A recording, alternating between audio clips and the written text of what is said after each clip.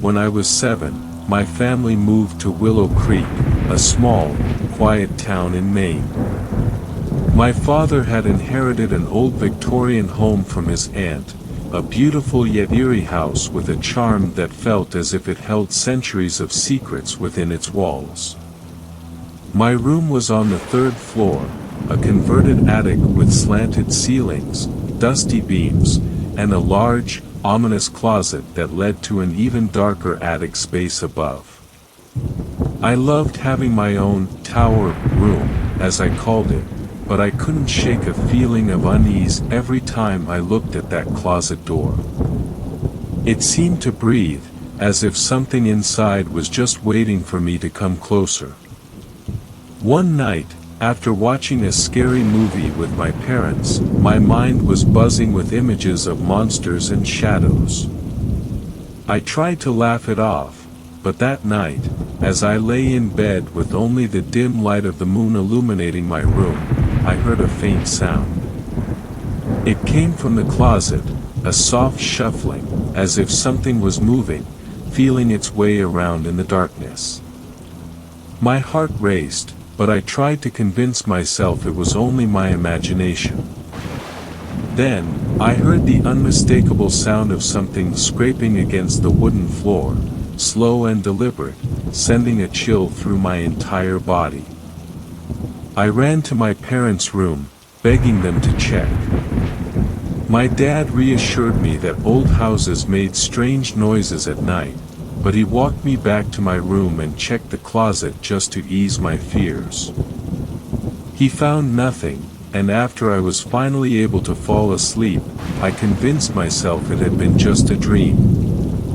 The next night, I forced myself to close my eyes and drift off, only to be startled awake by a loud clattering sound.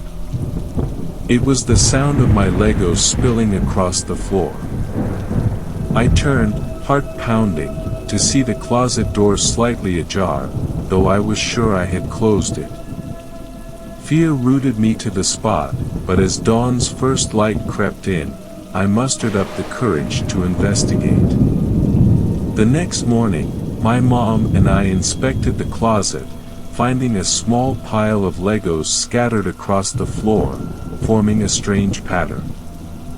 She brushed it off as an accident, but I felt it was proof that something was in there, something watching, waiting. Desperate, I begged my parents to let me sleep in their room, but my dad insisted I had to learn to be brave.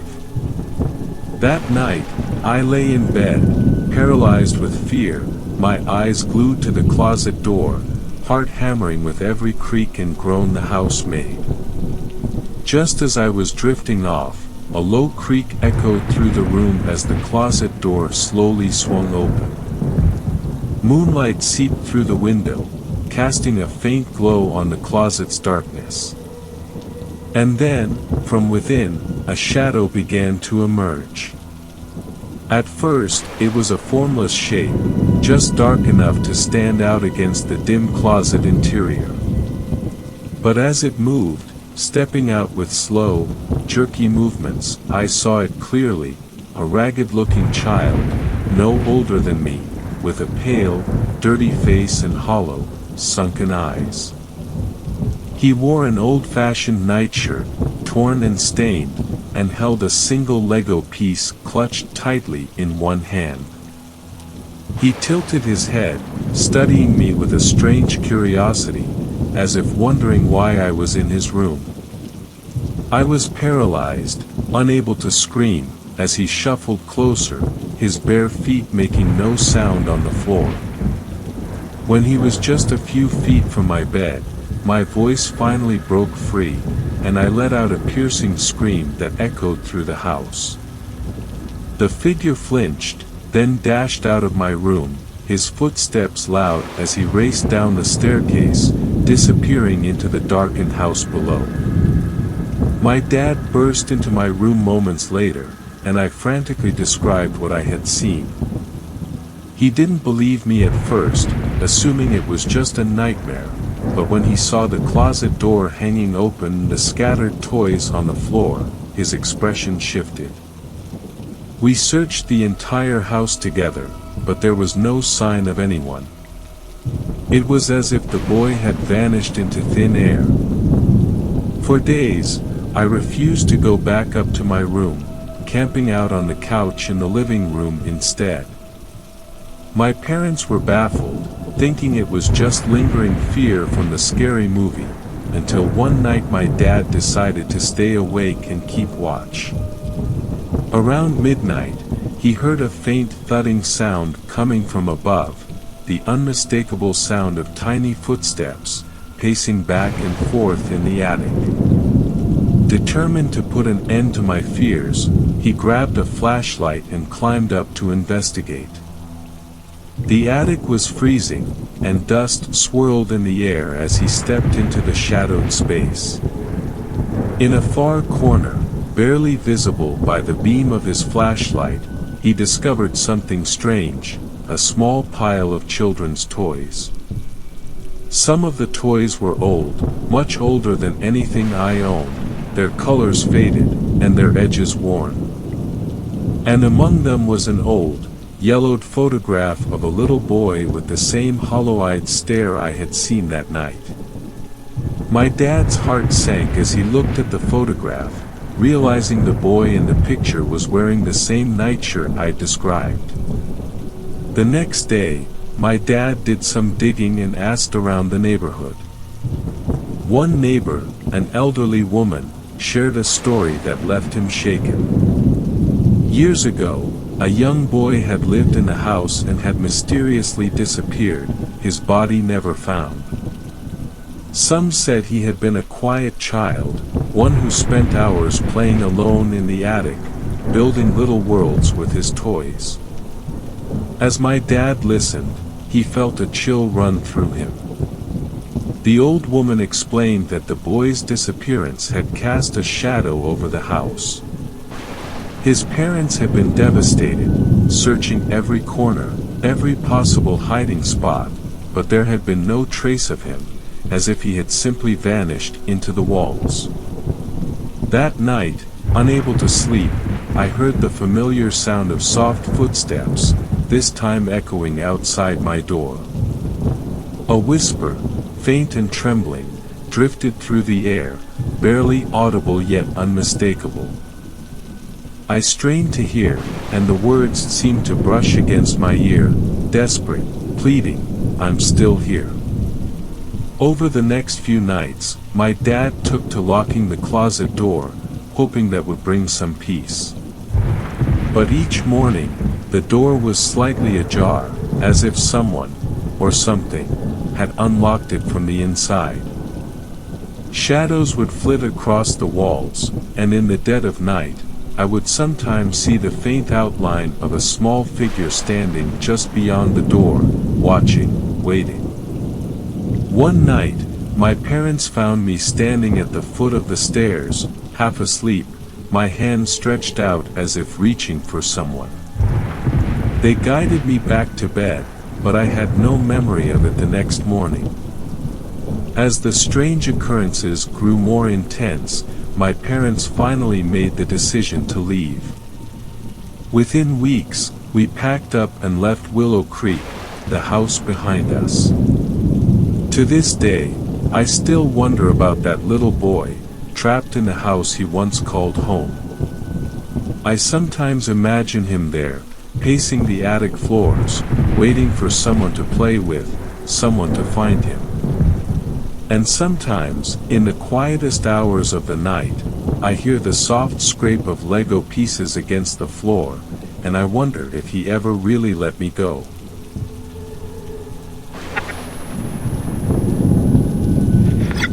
Years after my family moved from Willow Creek, my 8th grade class took a field trip to Charleston, South Carolina. Our destination was Bellwood Manor, a historic mansion with a reputation as one of the most haunted sites in the South. The house loomed over the landscape, a relic of a forgotten era, its grand architecture shrouded in ivy and its windows casting shadowed glances at the sky.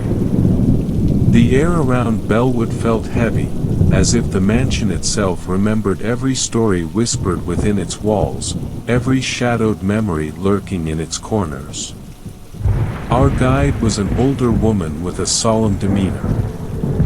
She walked us through vast rooms draped in dusty, velvet curtains, past crystal chandeliers that seemed to capture fragments of light from decades past. Each room held its own tale, ghostly stories of soldiers and servants who were rumored to roam the manor, eternally bound to the place where their lives had ended or their stories had been left unfinished. She shared these stories in a voice weighed with respect, as if the ghosts themselves might be listening. When we reached the grand parlor, a sense of time-worn elegance washed over me. Dark, heavy furniture lined the room, and an intricate, though dusty, grand piano sat at the far end, its polished wood dull but still catching the dim light. I could almost picture a time long ago, women in delicate gowns and men in crisp military uniforms toiling beneath candlelight, laughter echoing off the high ceilings, the piano filling the room with a beautiful, lively melody. But the silence that filled the parlor now felt dense, almost oppressive, as if it mourned for the past. As our guide recounted the room's history, I heard a faint sound. At first, it seemed like the distant murmur of wind, but as I listened more intently, the sound sharpened into the distinct, hesitant notes of a piano. The melody was haunting, melancholic, like the broken fragments of a song that someone had forgotten to finish. I glanced around, wondering if anyone else noticed, but the group remained unfazed, absorbed in the guide's words. Across the room, however, an elderly woman stood alone, her gaze fixed on the piano. Her expression mirrored my own sense of unease, her eyes wide with a quiet, unspoken understanding. She looked at me, as if silently asking if I, too, could hear the music drifting from the empty piano. The guide continued her story, oblivious to the music filling the room. She spoke of a soldier who had fallen in love with the lady of the house during the Civil War. Every night, he would play the piano, a melody that was meant for her alone. But he never returned from a nearby skirmish, leaving his song unfinished. Some claimed that his spirit still haunted the piano, bound to it by love and loss, replaying the melody he never got to complete for the woman he'd left behind. As we moved on to the next room, a strange pull drew me back toward the parlor, a whispering urge that seemed to echo in my mind. When the tour finally ended, I slipped away from the group, retracing my steps through the empty halls, the silence wrapping around me like a heavy cloak.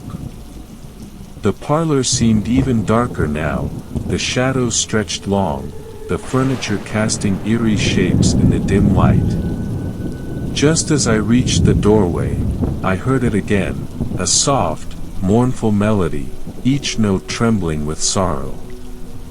This time, the music was louder, as if played just for me. The air felt thick, charged with a strange energy, almost like walking through water. My heart pounded as I stepped inside, and my gaze fell on the piano keys, which were moving on their own, pressed down by invisible fingers. The melody was clearer now, familiar somehow, and laced with a heartbreaking beauty that seemed to resonate in the depths of my chest.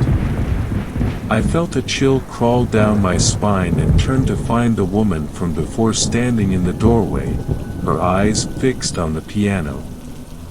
Her face was softened by a quiet sadness, her expression one of recognition. She seemed lost in memory, as if each note plucked a forgotten sorrow from the depths of her heart. I later learned that she was Mrs. Harper, a woman who had once lived in Bellwood Manor as a child, a witness to the house's spectral secrets. She had returned to the manor that day to confront the ghost that had haunted her memories, a shadow from her past that had lingered over her for a lifetime. As the melody filled the room, she shared with me her story. Her grandmother, as it turned out, had been the object of the soldier's affection. As a young woman, she had fallen deeply in love with him, and the two had planned to leave together, to escape the chaos of the war. But fate had other plans, and the war stole him from her. Mrs. Harper believed her grandmother's unrequited love had bound the soldier's spirit to the piano, his soul trapped in the notes he'd once played for her, his love reverberating through the keys he could never again touch in life. As the music drifted on, the room felt as if it were holding its breath. The air grew colder, and the melody slowed, fading into a long, final note that echoed through the silence.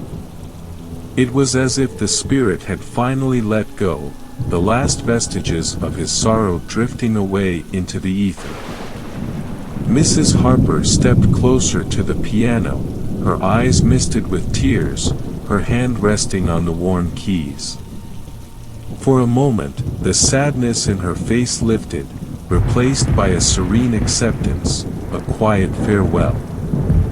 But just as I thought the encounter had come to an end, an unnatural chill wrapped around me, and I felt an icy grip on my shoulder. My heart froze as a faint whisper brushed against my ear, so close that it seemed to seep into my bones. "She'll never forget me." The words were heavy with longing, a desperate plea that sent shivers down my spine.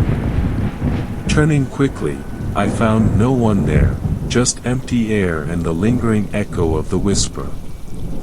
Mrs.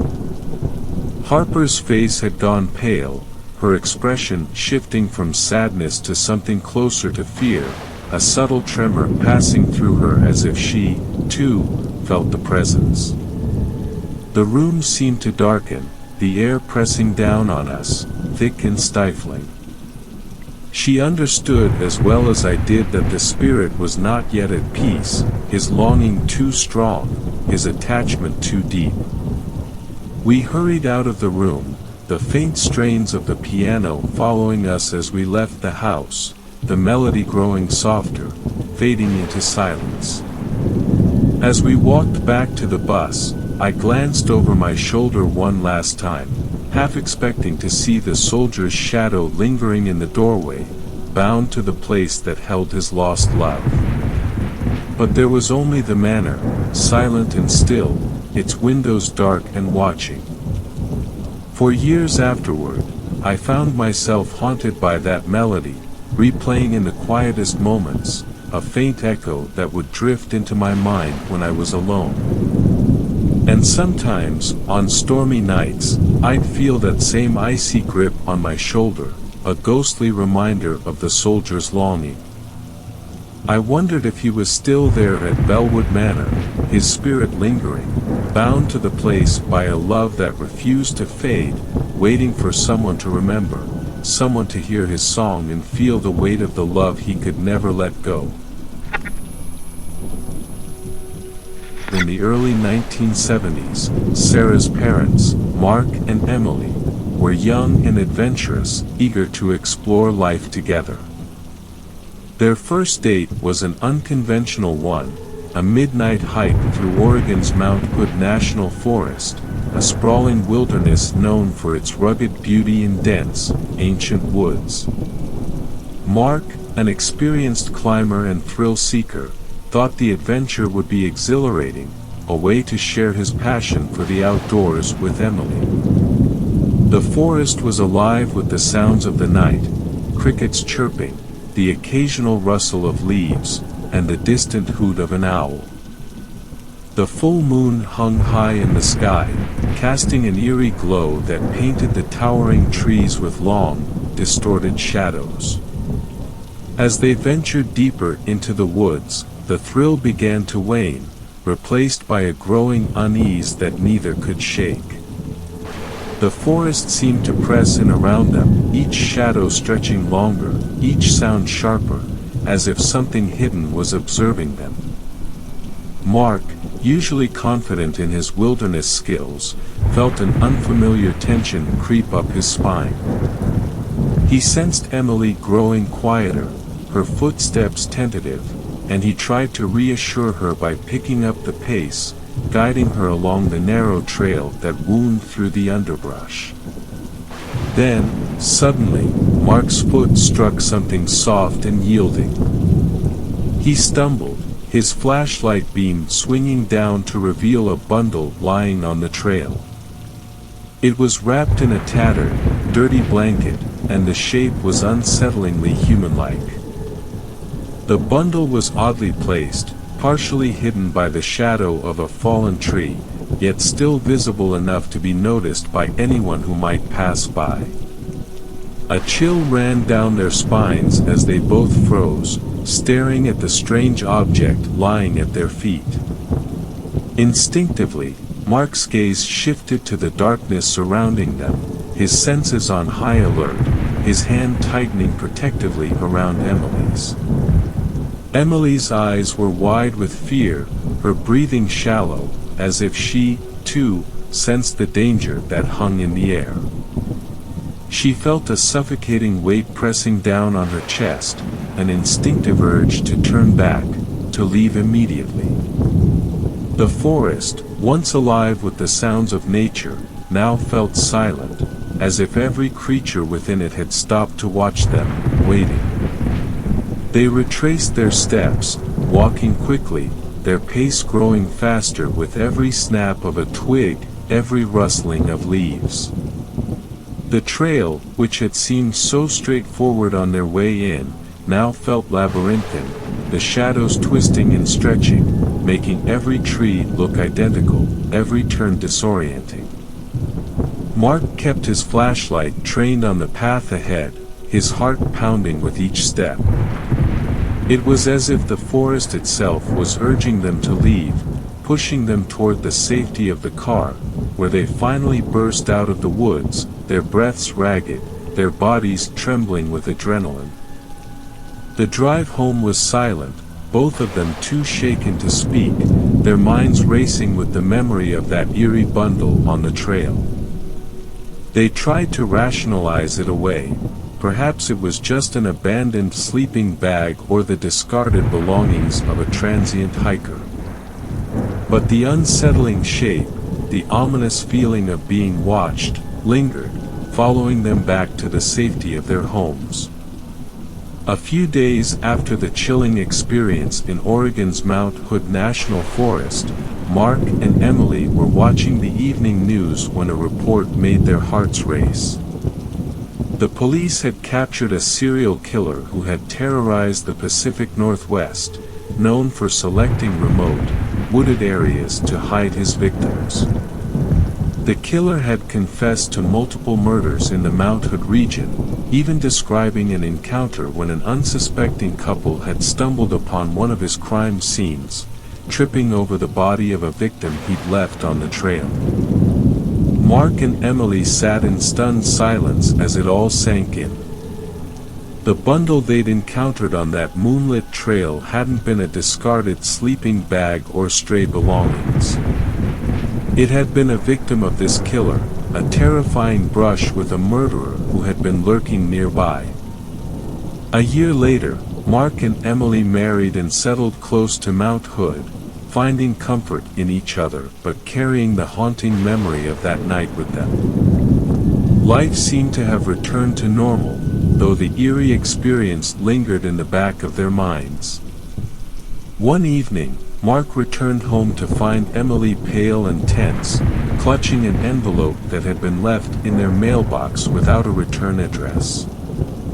He called her name, but she only pointed to the television. The news anchor was reporting a recent prison escape. The very killer from the Mount Hood murders had escaped and was now on the loose. Authorities urged all residents in the area to stay indoors, secure their homes, and keep watch. Emily finally handed Mark the envelope, her hands trembling. Inside, he found a faded photograph of the very trail where they had encountered the bundle that fateful night. Written on the back in jagged handwriting were the words, "You almost saw me." Mark felt a chill run down his spine as he realized the killer had sent it. Mark tried to reassure Emily, telling her to check the windows and lock the doors while he secured the basement, attic, and garage. They made sure every entry point was locked before retreating to the living room, waiting in tense silence. Emily couldn't stop shaking, and though Mark tried to appear calm, he kept a loaded gun at hand, ready for anything. Around 3 a.m., just as they were beginning to drift off, a sudden crash of breaking glass startled them both awake. Mark grabbed the baseball bat he kept beside the bed and instructed Emily to lock herself in the room. He told her to call the police if he didn't return in 15 minutes, then cautiously stepped into the hallway, making his way toward the sound. In the kitchen, Mark found nothing out of place until he glanced out the back door leading to their patio. A broken plant pot lay in shards outside.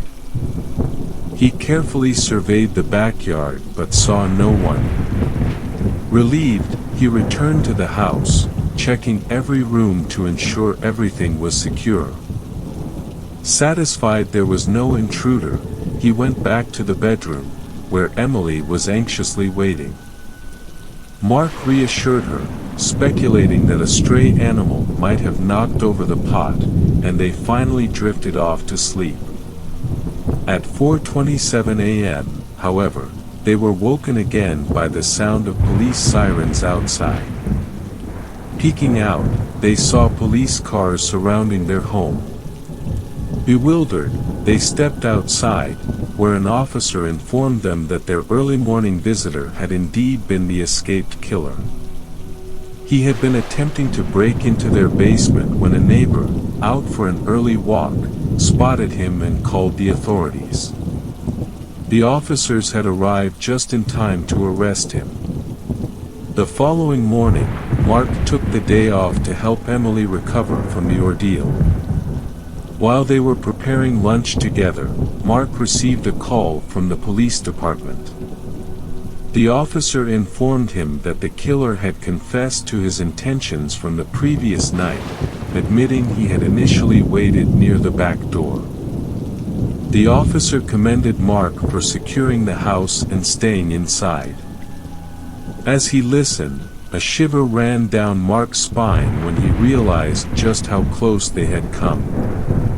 The killer had been hiding by the kitchen door, armed with a machete he'd stolen during his escape, waiting for them to open the door and step outside.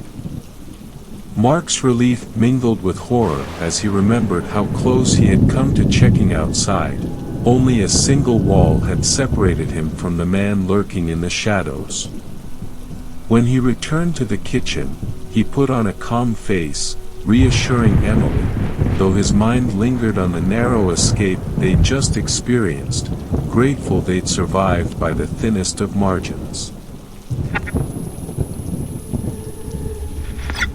The North Atlantic was particularly rough that season, with waves crashing against our small fishing boat as my wife and I set out before dawn. It was supposed to be a quiet trip, just the two of us escaping the noise of our lives, anchored far from the coastline where no lights touched the horizon. We spent the day in relative peace, casting lines and watching the gray-blue swell stretch infinitely around us. But as evening approached, a heavy fog descended, and the sea became unnervingly still. Just after dusk, a small, unlit boat drifted toward us, emerging from the mist like a phantom. A man stood at its helm, tall and broad-shouldered, his face obscured by a cap pulled low. He hailed us, his voice low and difficult to make out over the distance. His boat had apparently run out of gasoline, but when I offered to help, he waved me off, insisting he had everything under control. Despite his assurances, he lingered, his shadowed form motionless as he watched us for several minutes before turning and fading back into the dense mist. The whole encounter left a chill, but we shrugged it off, attributing our unease to the isolation. As night fell, we anchored, the only sound the rhythmic slap of water against the hull. Exhausted, we retreated to our small cabin. Sleep came uneasily, broken by strange, creaking sounds, as if the boat itself was groaning beneath the weight of something unseen. It was sometime past midnight, in the dead stillness of the early morning, when I was jolted awake by a scream. My wife was sitting up, her eyes wide, staring at the cabin doorway. I followed her gaze and felt an electric shock of fear. There, in the dim moonlight filtering through the porthole, stood the unmistakable outline of a figure. His stance was unerringly calm, hands resting at his sides, as if observing us with casual interest. I shot out of bed, but before I could react further, he slipped from the cabin and fled to his boat, which sped off into the darkness. I scrambled to the deck, catching only the barest glimpse of his boat melting into the fog, swallowed by the darkness. We were alone once more, the sea eerily silent. As soon as dawn broke, we headed back to shore, adrenaline mingling with an intense sense of violation. We reported the incident to the local authorities, detailing everything: the gasoline request, his shadowed figure, and the trespass in the night. But there were no leads. No other boats were reported in the area, and the harbor master insisted that no vessels had been sighted in that isolated part of the Atlantic. For weeks afterward, I couldn't shake the sensation that someone had marked us, chosen us in some twisted way. Even at home, I would catch fleeting glimpses of a shadow lingering outside our windows or hear footsteps that vanished as soon as I looked. The quiet of our fishing trip had left a residue of fear, a shadow that followed us long after we returned from the sea. We began locking our doors obsessively, feeling as if he could appear anywhere, his dark figure watching, waiting, just beyond the edge of our vision. In the fall of 1998, I was a senior at Elmwood High School in a small Massachusetts town. The school library was my haven, a two-story relic with towering shelves, dust-heavy air, and wooden floors that moaned underfoot. It was a place of quiet and focus, where the outside world fell away, leaving only me, my books, and the gentle hum of silence. The evenings were my favorite.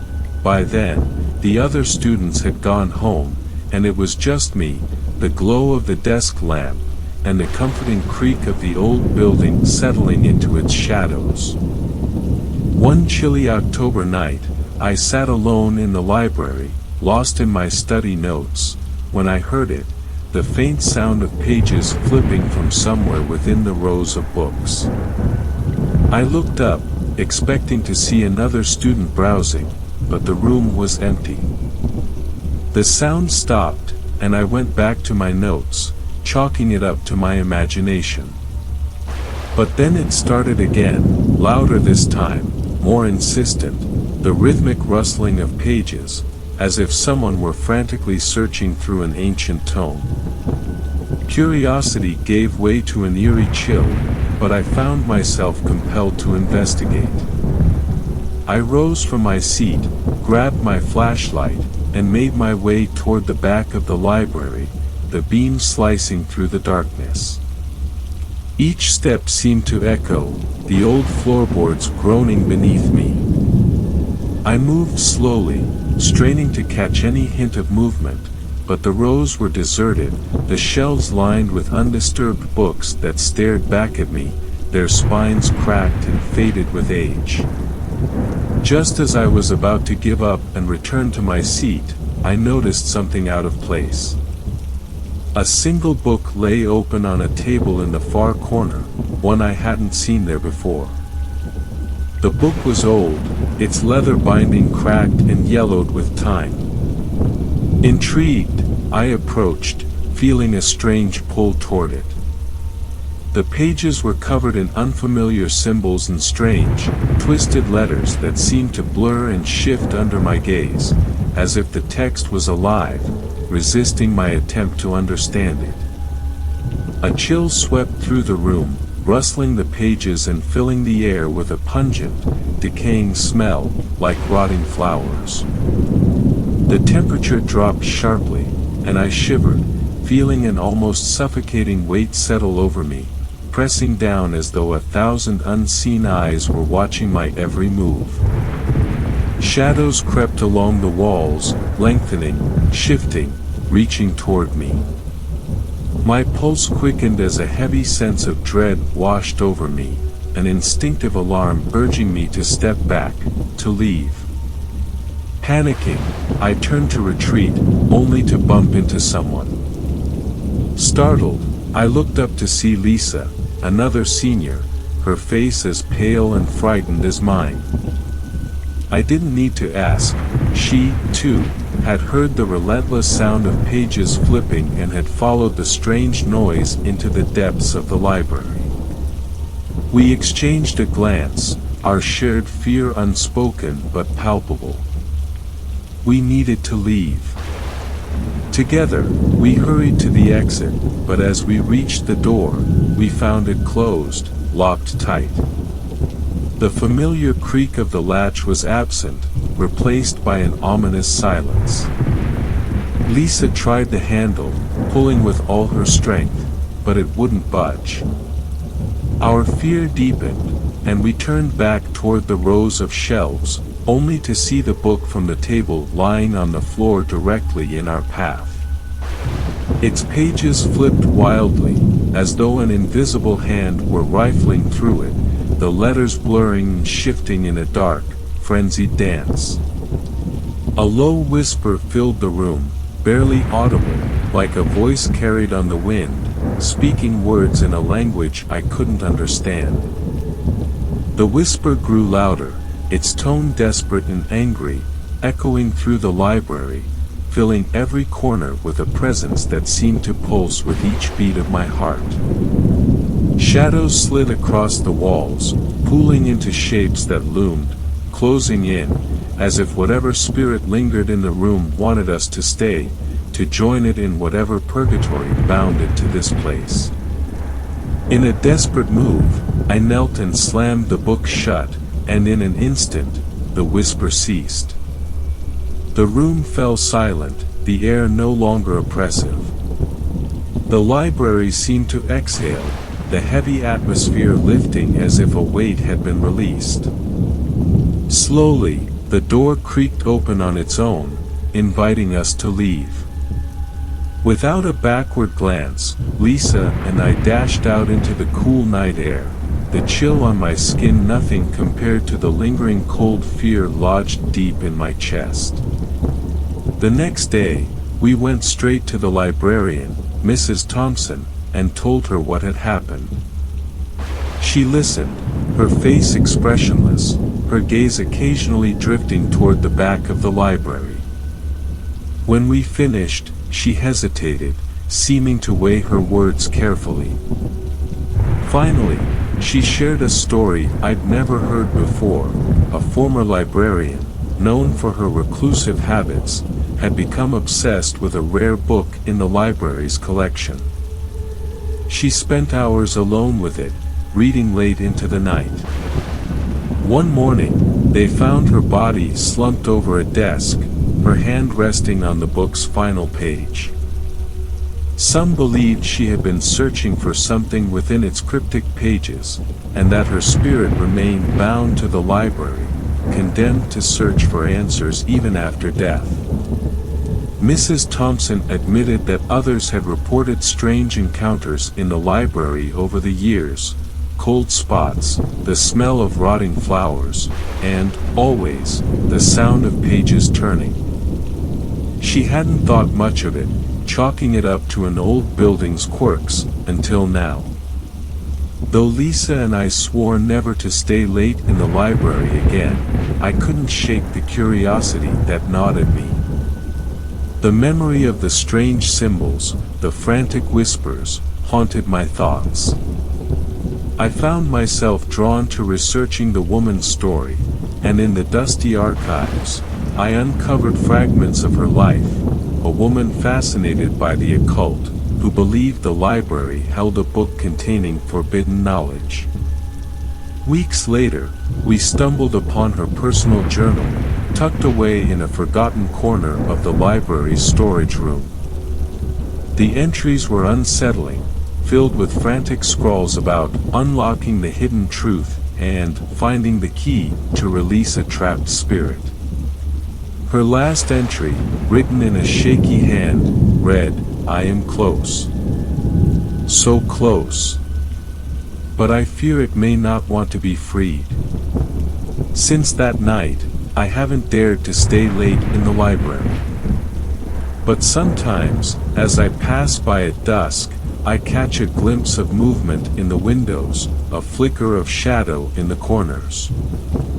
And if I listen closely, just beneath the hum of silence, I can still hear the faint, frantic sound of pages flipping, as though that lost spirit is still searching, bound to its endless, unfinished story, waiting for someone to join it in the shadows. In high school, my bedroom was meant to be my refuge, a place to escape the chaos of classes, homework, and the inevitable teenage drama. But for reasons I couldn't quite put my finger on, that room never fully felt like mine. There was an underlying wrongness about it, a subtle chill that settled over me whenever I was alone. At first, I chalked it up to my imagination, brushing off the sensation as just a quirk of the house. Yet, no matter how many times I convinced myself it was nothing, the feeling of unease grew, an unshakable presence in the place I was supposed to feel safest. The strangest part of the room was a small, dark alcove beside my closet. It was a narrow, tucked so close to the wall and shadowy recess, that it seemed swallowed by darkness even in the brightest daylight. No matter how many times I rearranged my furniture or positioned my lamp to shine directly into that corner, the shadows remained, defying any attempts to chase them away. It was as though the alcove was a void in the fabric of the room, a space that light could not reach. I tried to ignore it, convincing myself that the flickers I saw from the corner of my eye were just shadows cast by furniture or the play of light through the window. Yet, as the weeks turned to months, the sensation became harder to ignore. Every time I glanced toward that alcove, I felt a prickling awareness, an odd heaviness in the air. At night, lying in bed, I felt watched, a silent, lurking presence that kept me on edge as I drifted off to sleep. Then came the night that turned my quiet unease into a paralyzing fear. It was a stormy evening, with rain tapping insistently at my window, and a distant thunder rolling across the sky. My family was asleep down the hall, leaving me alone with the soft hum of the house and the rhythmic beat of the rain. I lay in bed, struggling to fall asleep, when I felt a shift in the atmosphere, a subtle but unmistakable tension that filled the room like a held breath. The air grew thick, almost oppressive, and a strange chill settled over me, prickling at my skin. My gaze drifted to the alcove. The shadows there seemed darker than ever, an impenetrable black that felt almost alive, stretching beyond the confines of that narrow space. My heart thudded as my eyes adjusted to the darkness, and then, I saw it, a figure, barely more than a shadow, standing in the corner. It was tall, impossibly tall for the space it occupied, and its outline was murky and indistinct, as though it were made of darkness itself. Yet, somehow, I knew it was watching me, its gaze heavy and unsettling, like cold fingers pressing against my skin. A primal fear gripped me, an urge to flee that my body refused to obey. I was frozen, caught between disbelief and terror, my mind struggling to rationalize what I was seeing. But then, the figure shifted. A soft creak echoed through the room, the sound of weight pressing against the floorboards. My breath caught as the shadow took a slow, deliberate step forward, and then another, the footsteps rhythmic and unnervingly calm, as though it had all the time in the world to reach me. The figure moved closer, each step louder than the last, drawing out the moments like a silent threat. I could feel its approach, a cold that seeped into my bones as it inched closer, and the room grew darker, as though its very presence was swallowing the light. My heart hammered in my chest, and I found myself unable to look away, held captive by the silent menace that was advancing toward my bed. In a desperate surge of fear, I threw myself under the covers, curling into a tight ball and hiding in the smallest space I could manage. I lay there, every muscle tense, listening as the footsteps grew nearer, stopping just beside my bed. The silence that followed was suffocating, thick with an unseen menace that pressed down on me, making it hard to breathe. I squeezed my eyes shut, barely daring to move, hoping with every ounce of my being that whatever it was would disappear if I couldn't see it. The room remained deathly still, the weight of the presence lingering beside me. And then, in the darkness, I heard it, a faint, raspy breath, slow and measured, coming from just inches away. I lay motionless, my heart pounding so hard it was painful, each breath shallow as I tried not to make a sound. The breathing continued, steady and deliberate, as though savoring my terror. Hours passed, or maybe just minutes, I couldn't tell. Somehow, exhaustion finally claimed me, dragging me into a restless, feverish sleep filled with strange, dark dreams. In those dreams, I felt the presence even more vividly, a shadowed figure that loomed over me, its breath cold against my skin, its invisible gaze tracking my every movement. When I woke in the morning, my body was drenched in sweat, my muscles aching from the tension of the night before. I lay still for a moment, afraid to move, before cautiously peeking out from beneath the covers. The room was empty, bathed in the soft glow of morning light, and the alcove appeared just as it always had, dark, silent, ordinary. But the fear didn't leave me. From that night on, I avoided looking at the alcove, even in daylight. Yet, even when I averted my gaze, I could feel something there, lurking in the shadows, watching me from the depths of the darkness. I would catch glimpses of movement out of the corner of my eye, a flicker of something shifting in the shadows, disappearing whenever I looked directly at it. And at night, when the house was quiet and still, I could hear the faint creak of floorboards, as though footsteps were pacing back and forth beside my bed, waiting for the perfect moment to draw closer. Eventually, I stopped sleeping with the lights off, but no amount of light could chase away the dread that filled the room. The presence in the alcove was like a dark stain, a shadow that refused to leave. And when I finally moved out, I felt a wave of relief, a freedom I hadn't realized I'd been missing. I left the room behind, hoping to leave the haunting memories there as well. But years later, my parents mentioned it, casually and offhand, in a way that made my skin crawl. They said they had started hearing noises from my old bedroom, the slow creak of floorboards at night, like footsteps pacing back and forth. They laughed it off, but something about their tone held an edge of unease. And then my mother added something that sent a chill through me.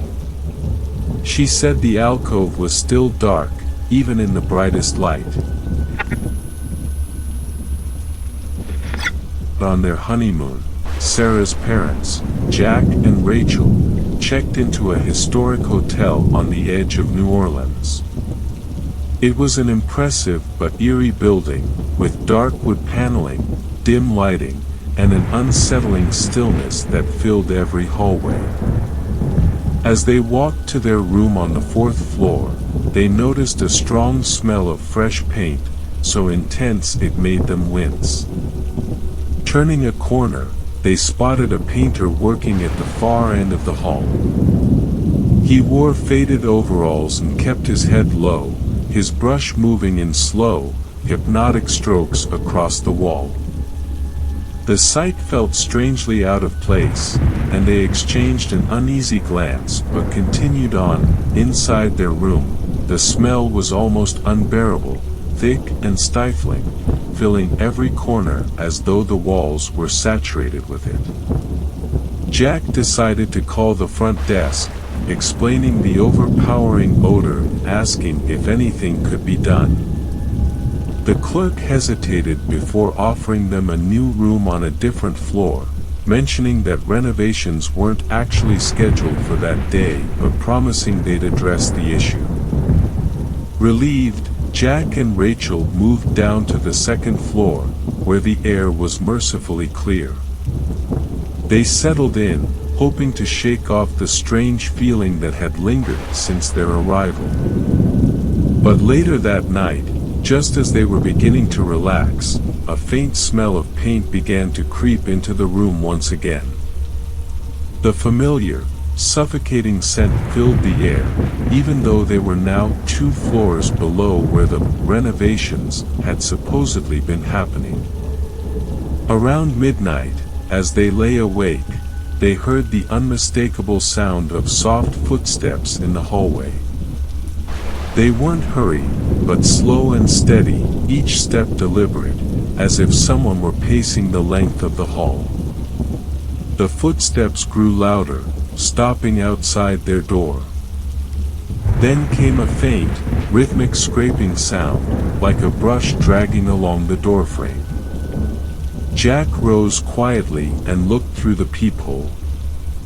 The hallway was empty, but the smell of paint was overpowering now, nearly suffocating, and the slow scratching at the door continued.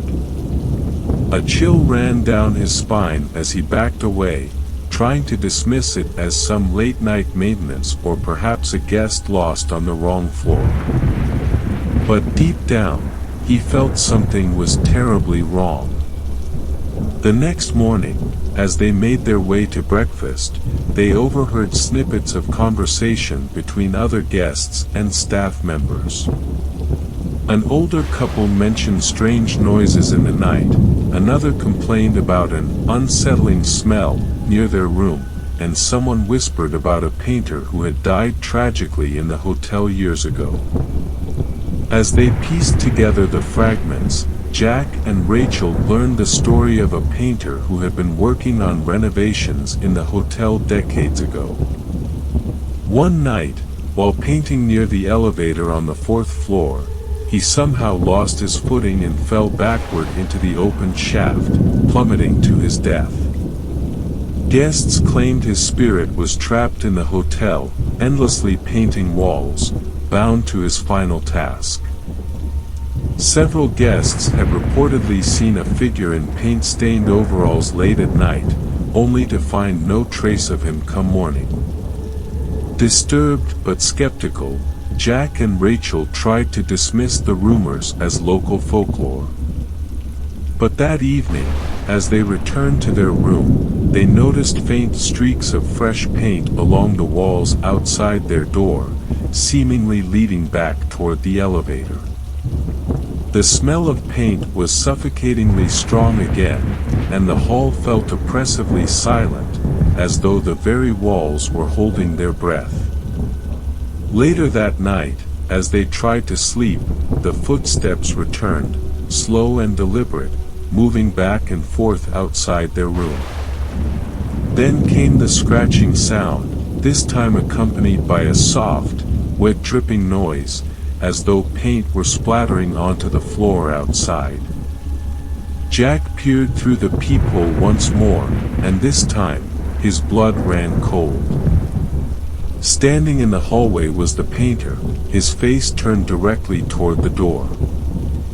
His eyes were hollow, empty, and locked onto the peephole as though he could see Jack looking at him. His overalls were covered in dark, wet stains that looked more like blood than paint, and in his hand, he held a dripping brush. The brush moved slowly in the air, as though he were painting something unseen. Unable to bear it, Jack pulled back, his heart pounding as he listened to the footsteps continue, moving past their door and down the hall. When he finally dared to look again, the painter was gone, but a trail of red stains led to the elevator shaft at the end of the corridor, where a single paintbrush lay on the floor, dripping with thick, dark liquid. The next morning, they checked out early, unable to shake the terror of the night before. As they reached the lobby, the clerk who had offered them the new room asked if they'd enjoyed their stay. Jack hesitated, then mentioned the strange noises and the overwhelming smell of paint. The clerk paled and explained quietly that no painting had been scheduled anywhere in the hotel. He added that guests who reported the smell often claimed to see a ghostly figure of the painter, who seemed to wander the halls, forever trying to finish his work. As Jack and Rachel left the hotel, they felt a lingering chill, knowing they had come face to face with something beyond explanation.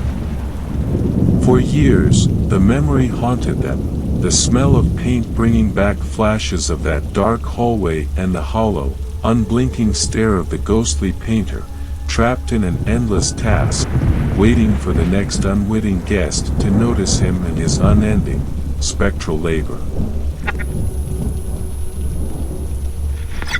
During a family camping trip in Blackwood Forest, sleep eluded me, so I lay awake in the tent, surrounded by my siblings' quiet breathing. The forest was alive with the subtle sounds of the night, leaves rustling, insects chirping, the distant hoot of an owl.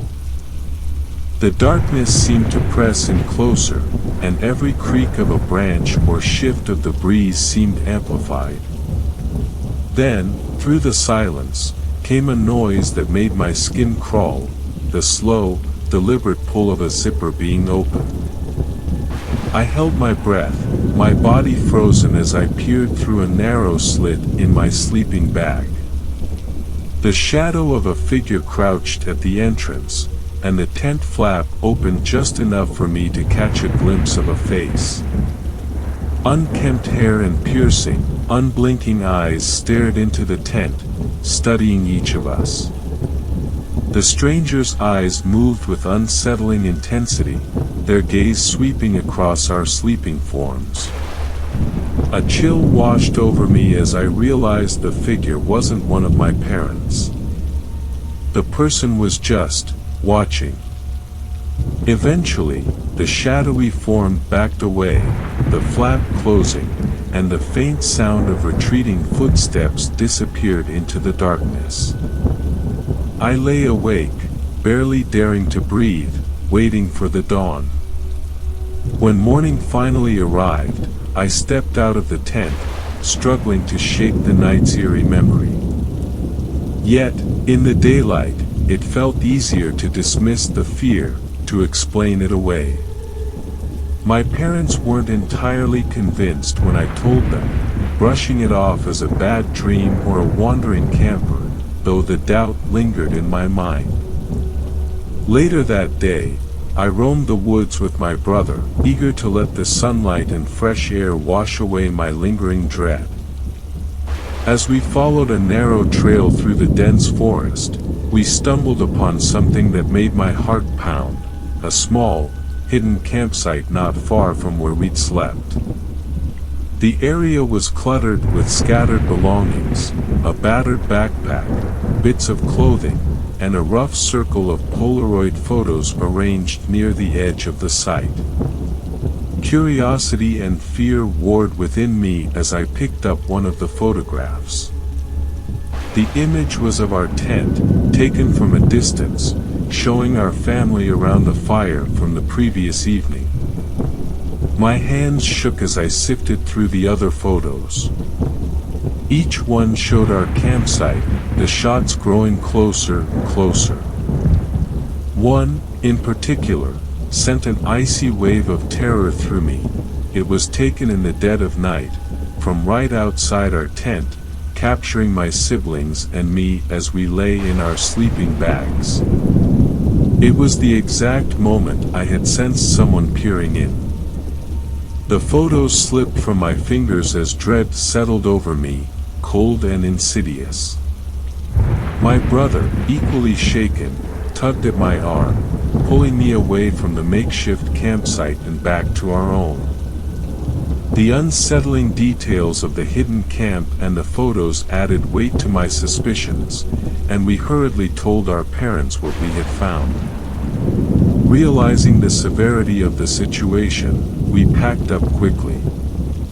Every snap of a twig, every rustle of leaves seemed amplified, as though the forest itself was watching us, urging us to leave. The trees, tall and shadowed, seemed to close in, their dark branches stretching like claws over the trail as we made our way to the car. Back home, the feeling of being watched refused to fade. Days passed, and one evening, a news article confirmed the nightmare we had escaped. A man had been found living in Blackwood Forest, arrested after authorities discovered he'd been stalking campers for months.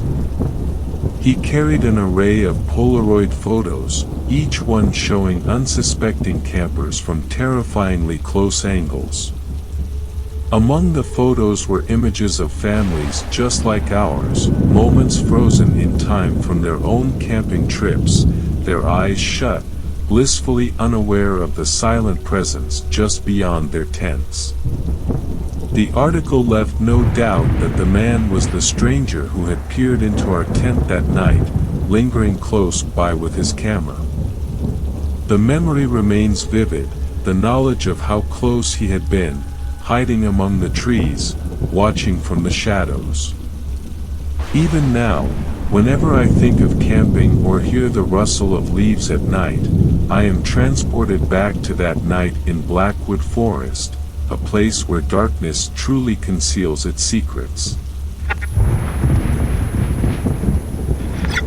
When my uncle Alex was 20, he witnessed something so terrifying that, even now, he can't shake the memory. That night, he was on a video call with his girlfriend, Emma, who is now my aunt. Emma had recently moved into a quaint, old apartment on the outskirts of town.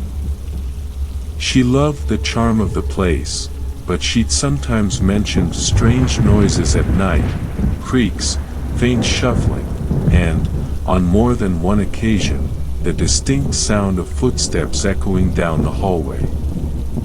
Alex would always laugh it off, telling her it was just an old building settling, the typical quirks of a place with so much history. But that evening, as they chatted over Skype, things took a darker, more unsettling turn. They were talking about their weekend plans when Alex noticed something odd on his screen. Behind Emma, her closet door, which was slightly ajar, seemed to move. He squinted, thinking he'd imagined it, but then saw the door creak open a few inches wider. Assuming it was Emma's younger brother playing a prank, Alex chuckled and pointed it out to her. But Emma looked confused. She glanced over her shoulder at the closet door, now slightly more open than before. She shrugged it off, assuring him she was home alone and that it was probably just his imagination. But as their conversation continued, Alex couldn't shake the uneasy feeling. The closet door stayed slightly open, and it felt as though something, or someone, was watching from within.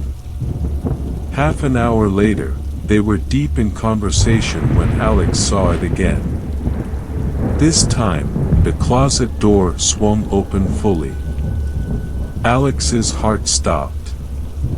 A figure slowly emerged from the shadows inside, stepping carefully as if trying to remain silent. It was a man, tall and thin, with disheveled hair and dark clothing, his face partially obscured in the dim light. He moved with eerie calmness as if he belonged there. Emma's back was to the closet, completely unaware. Alex's face drained of color as he tried to keep his voice steady. "Emma, you need to get out of there," he said, his voice barely above a whisper. Confused, Emma looked back at him, concern flickering in her eyes. "What? Why?" she asked, not yet turning around.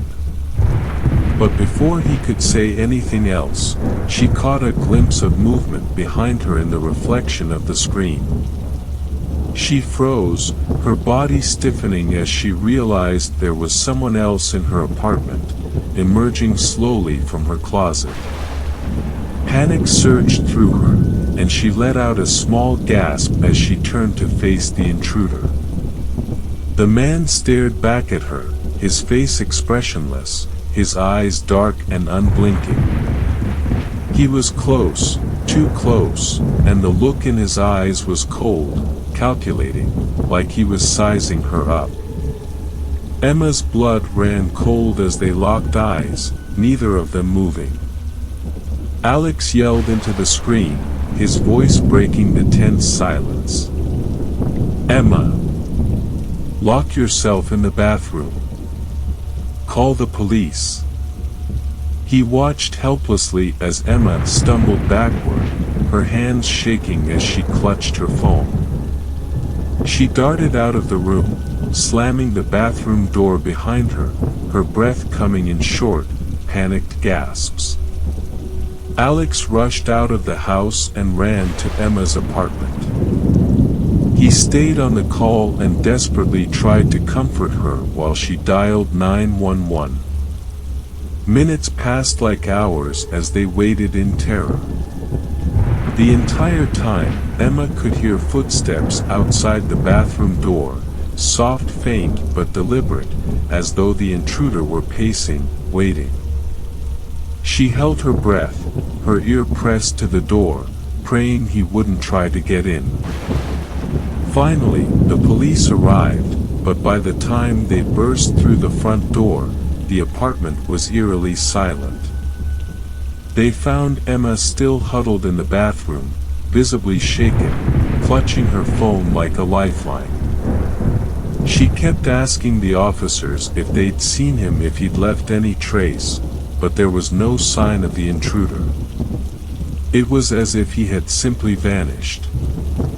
Just moments later, Alex finally arrived, his face etched with worry as he wrapped Emma in a protective embrace.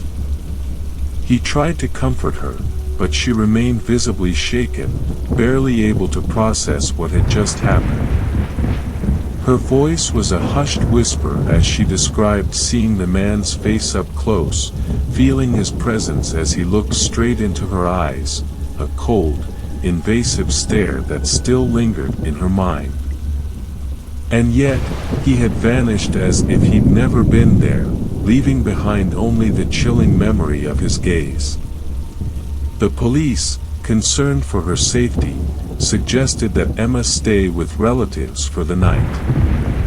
Alex suggested she could come to his place, where she could be surrounded by someone she trusted. Reluctant to be alone, Emma agreed, grateful for the sense of safety he provided amidst the terror that still clung to her. The next morning, as Emma regained her composure, she asked Alex to drive her back to her apartment to collect some essentials. She entered her bedroom, feeling the lingering weight of the previous night's terror, when something caught her eye, a faint disturbance in the back of her closet. Curious and apprehensive, she moved closer, and what she found sent a shiver down her spine. That eye in the far corner, barely visible beneath a pile of old coats, lay a crumpled sleeping bag, a small flashlight, and an empty water bottle.